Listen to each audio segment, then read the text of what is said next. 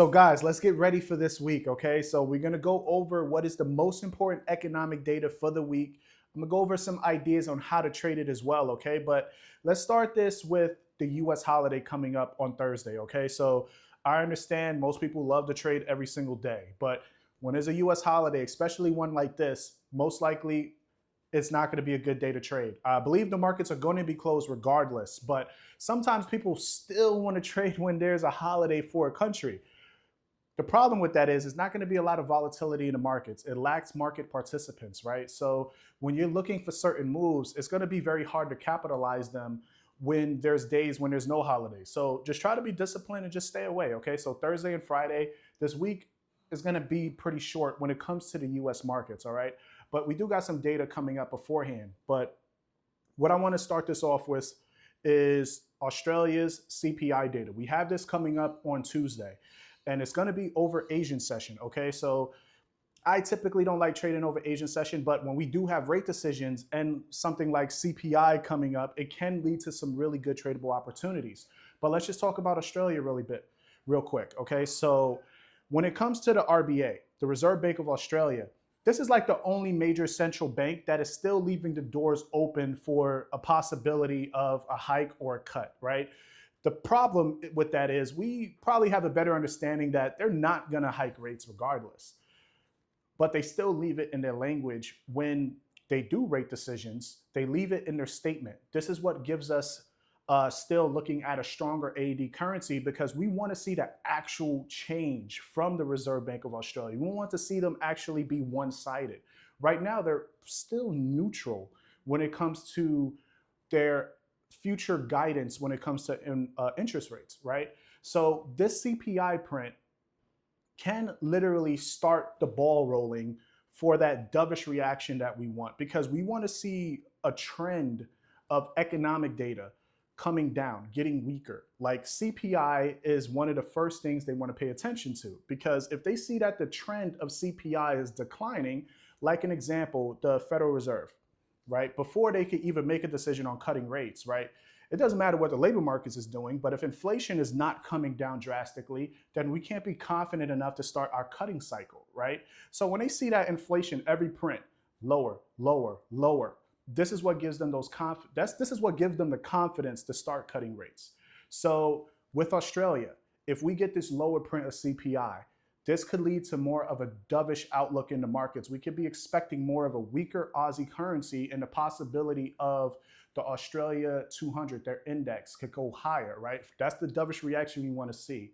When we typically see a currency get weaker and their equity markets go higher, that is most likely a dovish reaction. That's the reaction of a central bank cutting rates, right?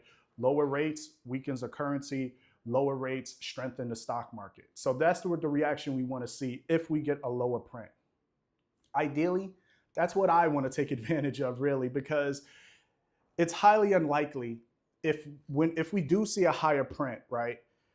Yes, that could give a stronger AUD currency. So expect that to happen if we see a higher CPI print.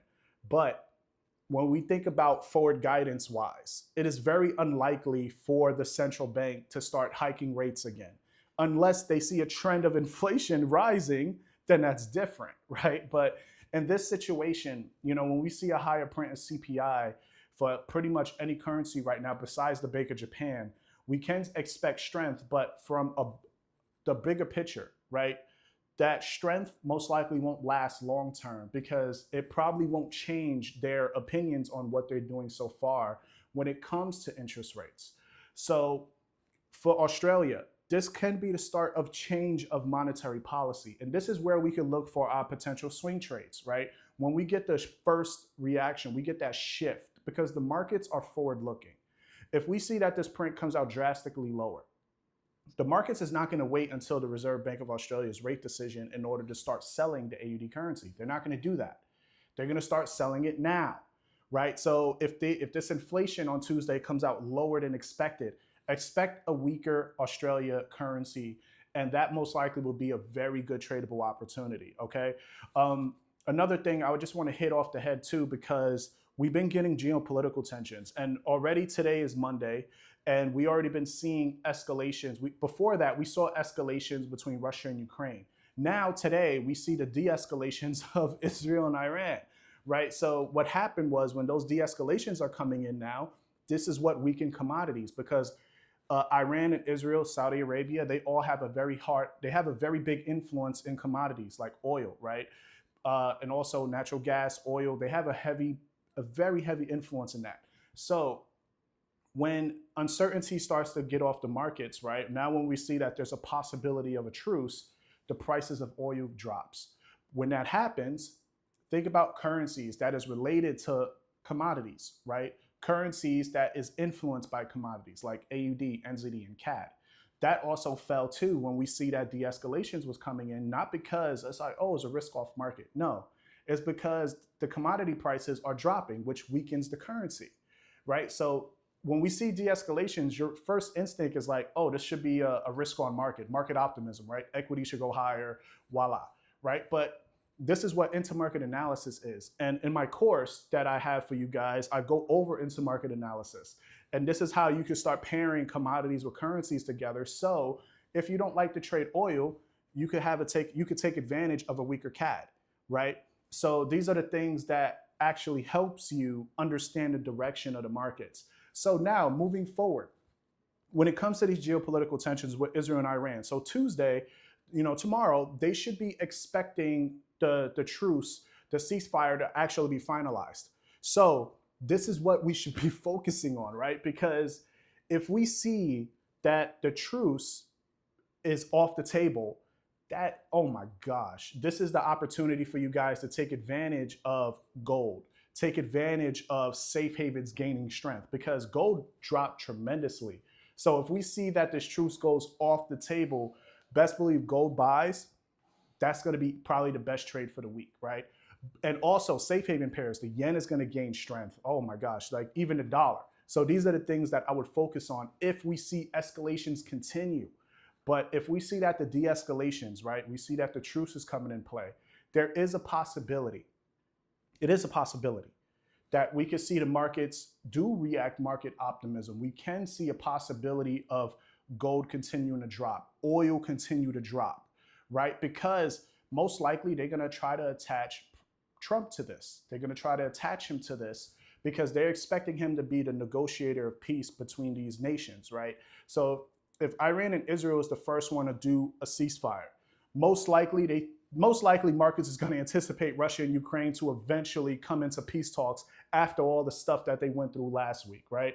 So this could set up for really good opportunities for anticipation, right? So now that's what we wait for. We wait for that next catalyst. You have to wait for that next catalyst now. What is going to happen next? That's going to be the opportunity you take advantage of because possibility, geopolitical tensions can lead the way this week, all right?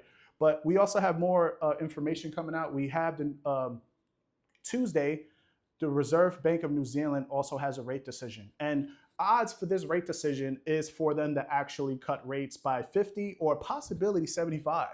So if a central bank is overly aggressive when it comes to cutting rates, that signals more downside in the currency, right?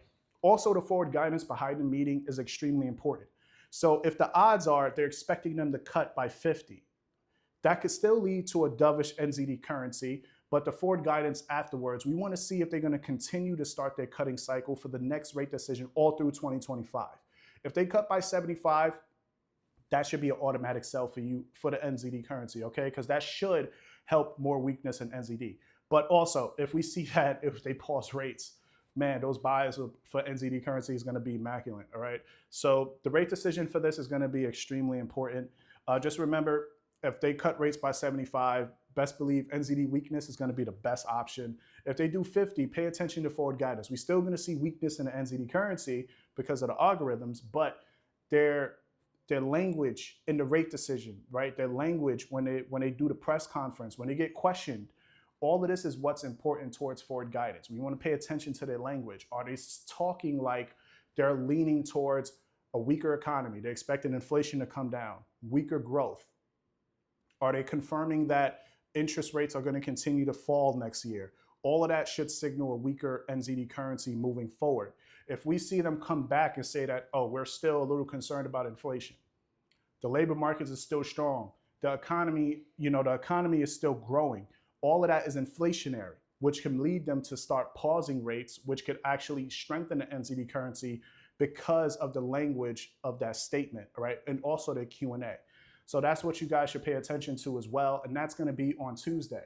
So Wednesday, got a lot of US data coming out, right? So markets, when it comes to the Federal Reserve, economic data from here towards next year, December, because December is going to be the rate decision. So economic data from now till then, the Feds are watching, because this is what's going to determine if they're going to cut rates by 25 or is it going to be a pause. So that's the decision right now. This is what the markets are focusing on. December's rate decision, are the Feds going to cut by 25 or is it going to be a pause, right? So when we have inflation, like this week we have US PPI. So that's an inflationary indicator that the Feds do focus on as well. If we see that inflation is declining, so is US GDP, right? And also jobless claims. If all of this comes out negative, best believe markets is going to be anticipating that 25 for December. We should be seeing weakness in the yields and in the dollar, and that should be really good tradable opportunities. That should also help US equities rise, like NASDAQ, S&P 500, and the Dow Jones, right? So that's still going to be some really good opportunities. Also with gold. Gold will probably do the opposite of the dollar and the yields, right? So if we get weaker inflation, expect that. Especially like GDP. If we see that so it's PCE. So if we see that PCE also comes out higher, that's going to increase the odds of a pause, right? So if we see that PCE comes out higher, it's going to increase the odds of a pause for the Federal Reserve. And most likely that's already in line, because when we had Jerome Powell speak, just to sum it up, Jerome Powell did come out a bit hawkish. Been talking that, we're still not there yet when it comes to inflation, right? We still need to be more cautious. That precaution is what allowing the markets to expect that most likely he's not going to cut rates on December. He's probably going to wait until next year. Obviously, it's looking like a change of his monetary policy ever since Trump came in office, right? Because all of his the way he stands for his fiscal policy is most likely going to be inflationary. So that kind of interrupts what the Fed's plan of all 2025 is, right? Why are you going to cut rates when fiscal policy is he's going to boost the economy? He's going to put more jobs in. All of this is inflationary, right? So they have to prepare for it. So all of this can lead to them being more cautious in the markets, which can lead to a stronger dollar. Also, geopolitical tensions.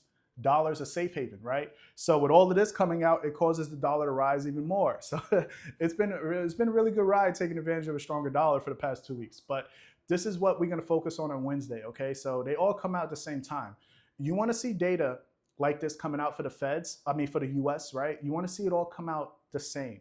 You want to see PCE come out higher. You want to see jobless claims come out strong. You want to see GDP come out strong, because then it gives you a clear direction of where the dollar should go. It gives you a clear direction of what the Fed should be doing with their rates, right? But if it comes out mixed, it's not tradable. You can't pinpoint which one is more important. Obviously, you could go dig deeper and say like, okay, they're focusing on PCE if it's a big miss and everything else is higher. But it's very hard to trade when data like this is mixed, right? So you want to take advantage of the clearest opportunity. Either all data comes out lower than expected, lower PCE, lower GDP, lower jobless claims, right? And then you could anticipate a weaker dollar. GDP is going to be very tough because markets is waiting for that signal for recessionary fears. They're waiting for that. They're waiting for a reason to sell the equity markets. They're going to wait for it. As soon as they can see a weakness in growth, recessionary fears is going to come in. We're going to see equities just tank. But we haven't been seeing that yet. For when it comes to the US, the economy is extremely strong, right? It's been dominant.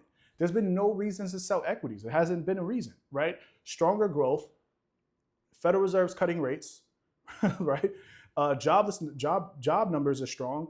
Everything is supportive for US stocks. So it hasn't been really a reason to sell. But now when we get those reasons to sell, it's going to be very, man, everybody's going to talk about it, right? So these are the things that I like to focus on in the markets, especially in a private group, because this is what leads to really good tradable opportunities. But it's all about really understanding it, which is key. And then now just move on.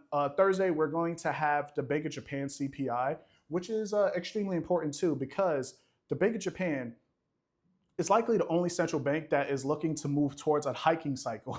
So taking advantage of a stronger yen has been something I've been trying to watch for a very long time. We just haven't had the Bank of Japan giving us those signals to be buying the yen from a hawkish monetary policy, right? Because inflation hasn't been rising in Japan. So economic data is not giving them that extra push for the markets to say like, okay, let's buy the yen because they should start the hawkish cycle, right? So if inflation is not rising in Japan, they don't have a reason to hike rates. But overall, that's been the main focus for the Bank of Japan. But inflation has not been giving that signal, right? So focus on that too.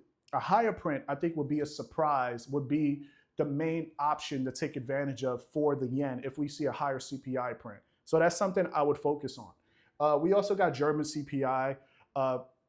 When that comes out on Thursday as well, yes, it's Thursday, I would only look for a lower print, right? Because taking advantage of a higher print, trading Germany can be mixy. It can be messy because it's not just Germany. You got to focus on Eurozone. You got to focus on the French, Spain, right? Italy. So it's just not just one currency, like one economic print you have to focus on. You need to see them all moving in the same direction. So I would be a little more cautious on German CPI. But if you get a clear miss, I think that's going to be the best opportunity because last week we saw a big miss in PMI data for Europe. So now to get that continuation of that euro weakness would be if we get a lower CPI print along with Russia and Ukraine tensions coming into the markets, right? So that's something that we should pay attention to. I think that will lead to an excellent trade. Now ending on Friday, got CAD CPI data. CAD should be in a dovish cycle, but they do like to follow the Feds. But understand when it comes to trading Bank of Canada, just understand this, right? Because it's Friday. I don't want you guys to forget. If CPI comes out for CAD, right, higher or lower, take advantage of that initial entry because that's going to be the reaction of the markets and tends afterwards, the CAD tends to recover, right? Because the Bank of Canada should already be in a dovish cycle. I would most likely only look for a miss in data, which should be a really good tradable opportunity. But again, CPI is good for both opportunities in the markets. All right, guys? So hopefully this helps. If you guys, let me know what you guys are trading in the comments. Let me know if this is helpful for you guys. Like, comment, subscribe. And also, if you have any questions, you can message me in the comments or you can hit me up on Instagram, all right? I'm trading live all of these events with my private members. So if you want more details, just don't hesitate to reach out, guys, all right? So have a very good week. Remember, if you're from the US, enjoy your Thanksgiving.